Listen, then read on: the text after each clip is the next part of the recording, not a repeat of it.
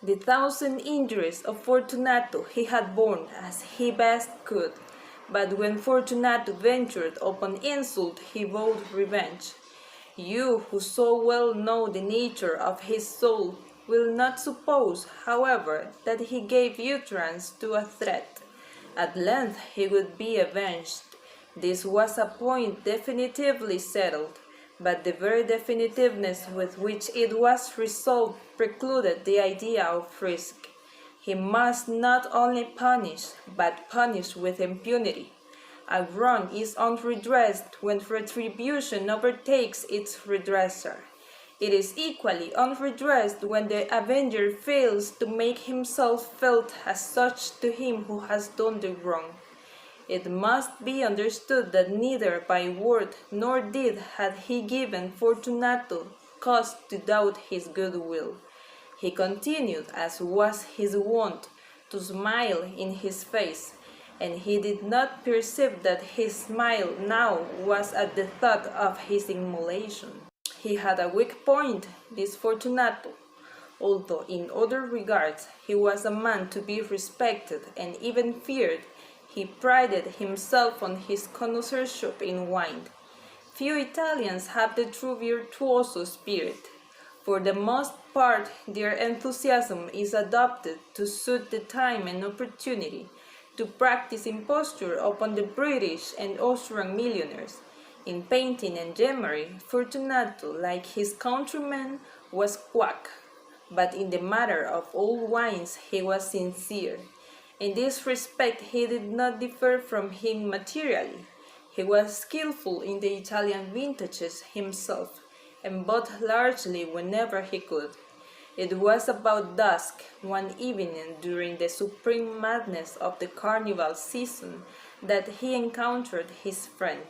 He accosted Montresor with excessive warmth, for he had been drinking much. The man wore motley. He had on a tight-fitting party strip dress, and his head was surmounted by the conical cap and bells. He was so pleased to see him that he thought he should never have done wringing his hand. My dear Fortunato, you are luckily met. How remarkably well you are looking today. But I have received a pipe of what passes for Amontillado, and I had my doubts. How? Amontillado? A pipe? Impossible. And in the middle of the carnival? I had my doubts, and I was silly enough to pay the full Amontillado price without consulting you in the matter.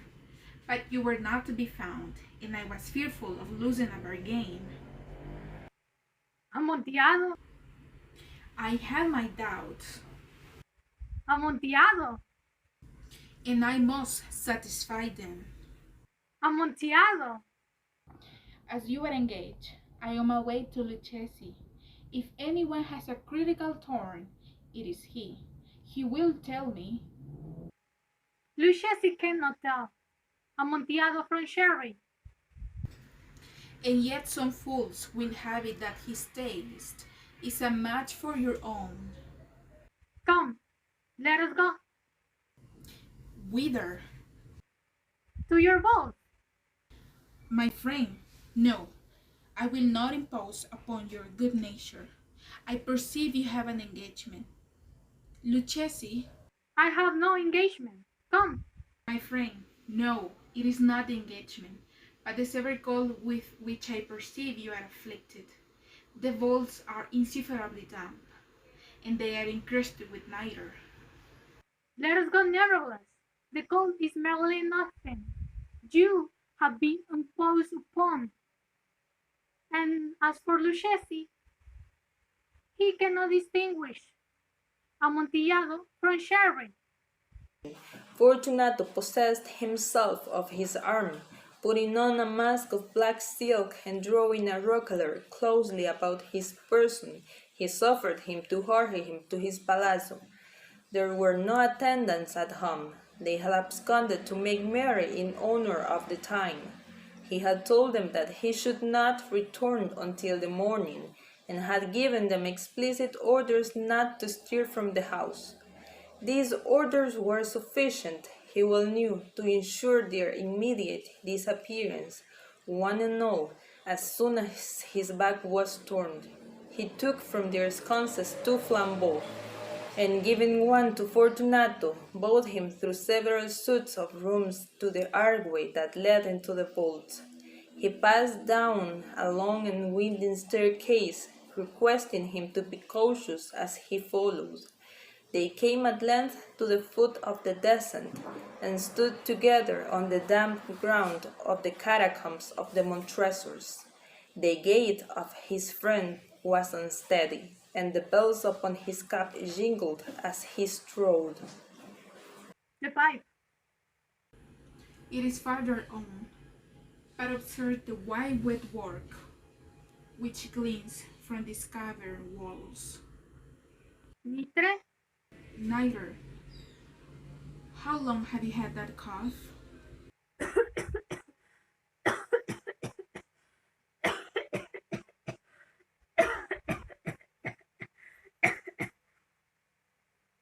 It is nothing. We will go back. Your health is precious. You are rich, respected, admired, beloved. You are happy as one I was. We will go back. You will be ill, and I cannot be responsible. Besides, there is Lucchesi. Enough. This cough is a mere nothing. It will not kill me. I shall not die of a cough. True, true.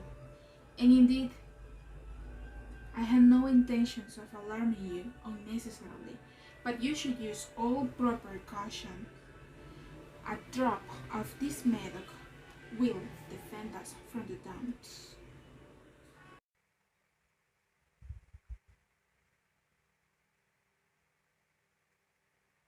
I drink to the berry that repose around us. And I to your long life.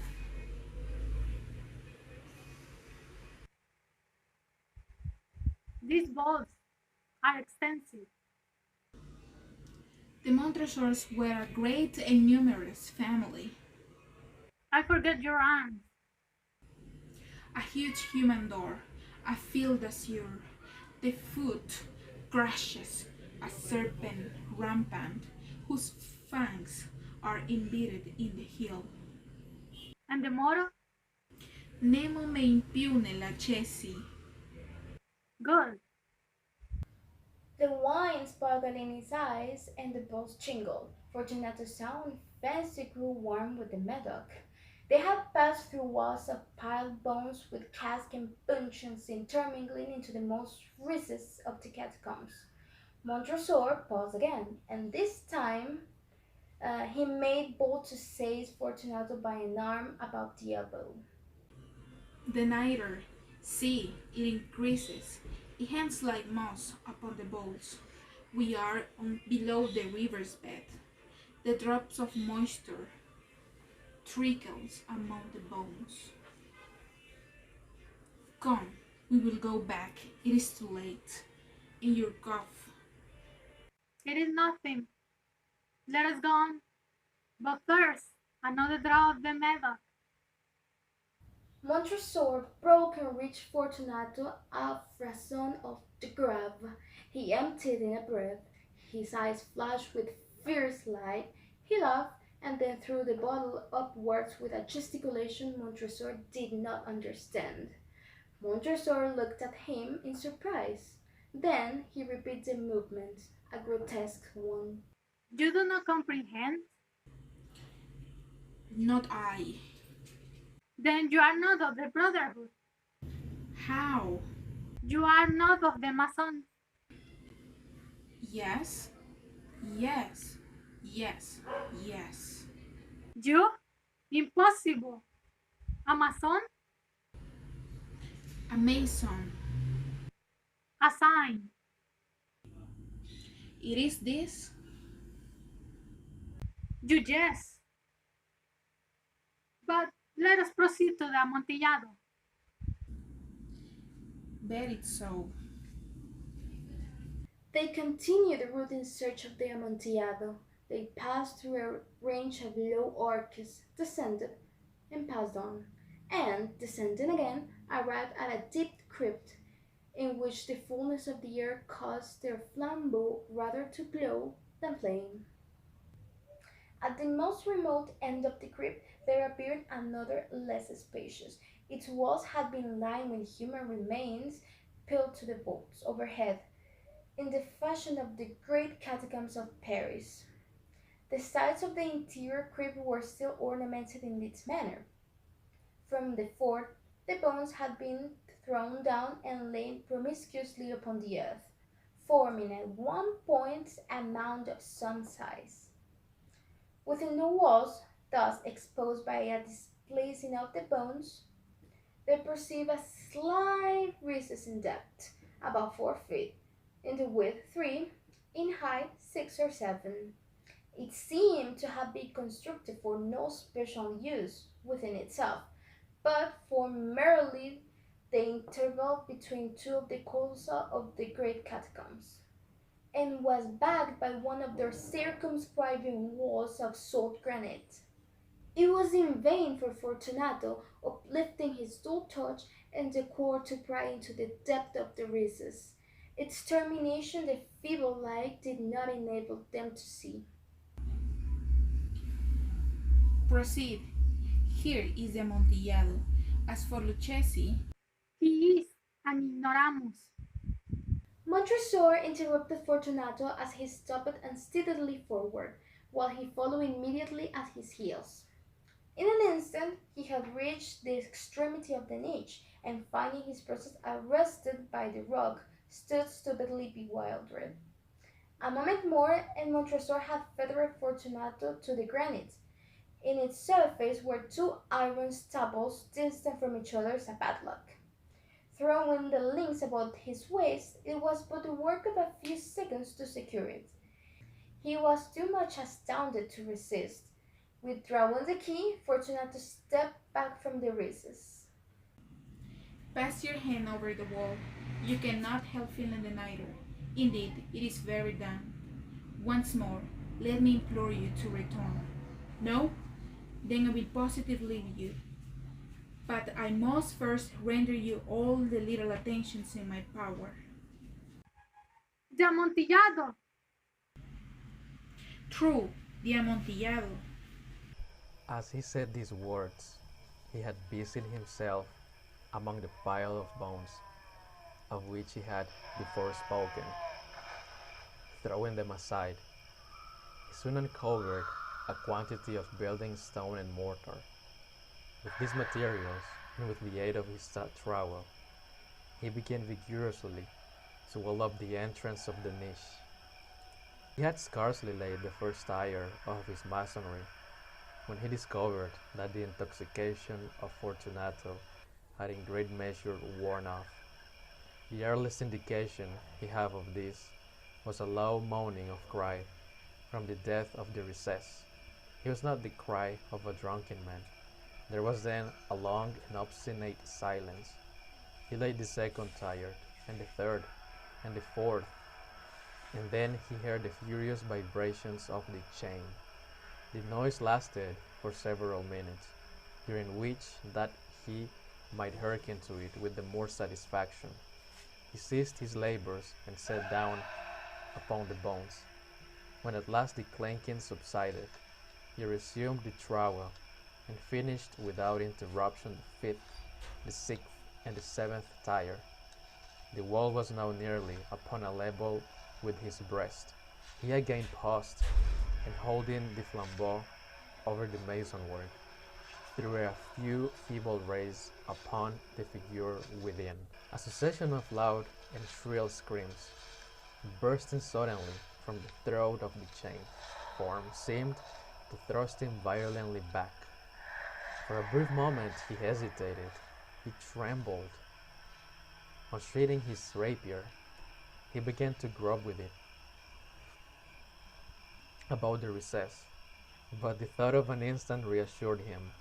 He placed his hand upon the solid fabric of catacombs, and he felt satisfied.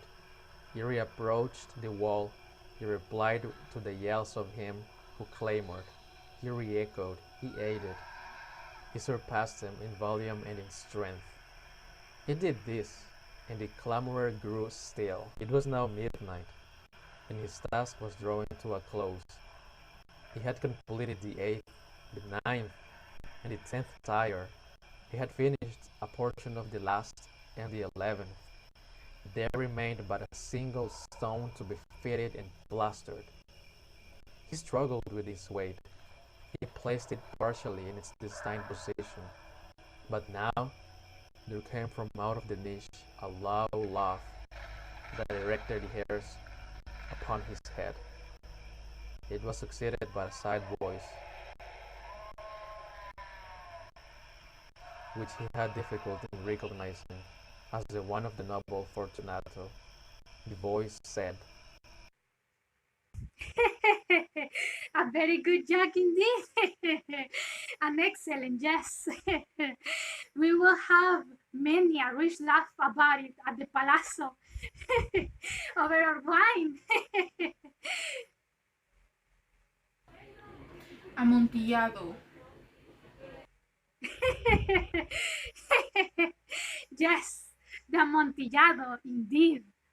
But it's not getting late.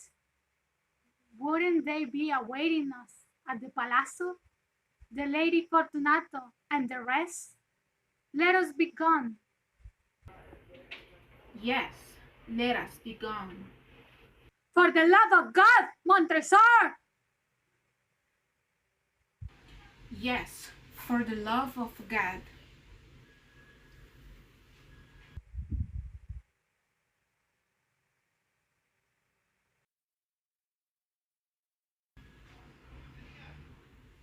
Fortunato? Fortunato? no answer still. He thrust a torch through the remaining aperture and let it fall within. There came forth in return only a jingling of the bells. Montresor's heart grew sick on account of the dampness of the catacombs. He hastened to make an end of my labor. He forced the last stone into its position. He plastered it up against the new masonry, and he re-erected the old rampart of bones. For the half of a century no mortal has disturbed them. In pace requiescat.